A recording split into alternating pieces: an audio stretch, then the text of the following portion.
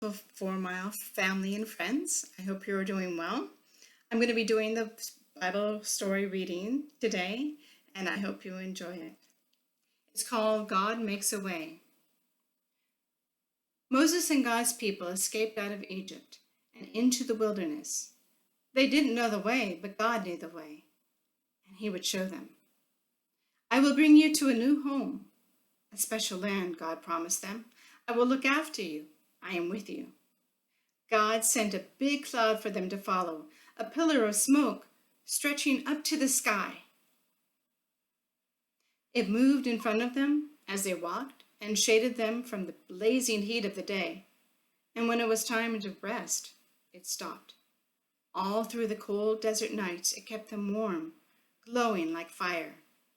God led His people through the desert to the edge of the great sea.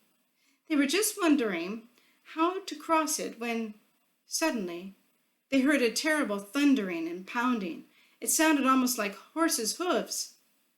They shaded their eyes to look back and screamed. It was! Pharaoh and his army were coming to get them. Pharaoh had changed his mind again. "Get my slaves back," he screeched and charged into the desert after them with 600 of his fastest horsemen and every single chariot in Egypt. There he is.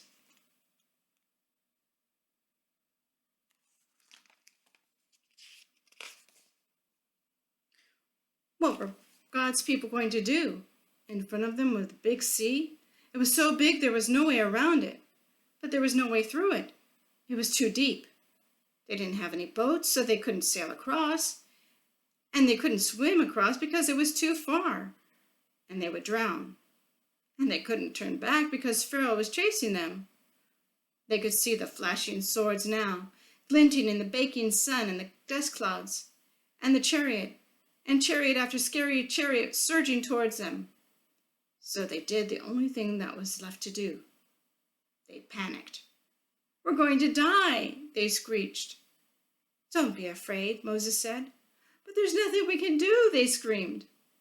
"God knows you can't do anything," Moses said. "God will do it for you. Trust Him and watch." "But there's no way out," they cried. "God will make a way," Moses said.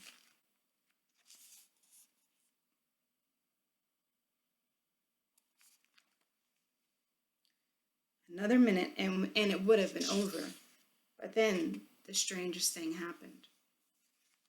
God made the pillar of smoke move. It moved behind His people and hid them from the Egyptians. Then God sent a strong east wind to blow all night long. It blew on the water of the big sea. It blew it to the left and blew it to the right until it blew into 2 towering walls of water.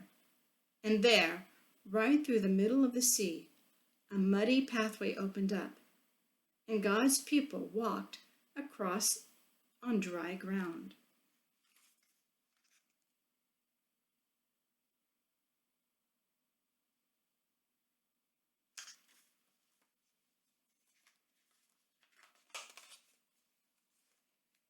When the Egyptians tried to follow, the walls of water crashed back down on them and swallowed them up.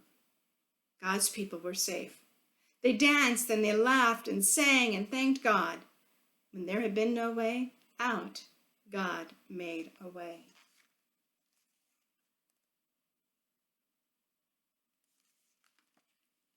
Many years later, once again, God was going to make a way when there was no way. From the beginning, God's children had been running from Him and hiding.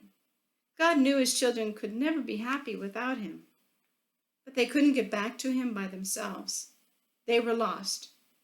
They didn't know the way back, but God knew the way, and one day He would show them.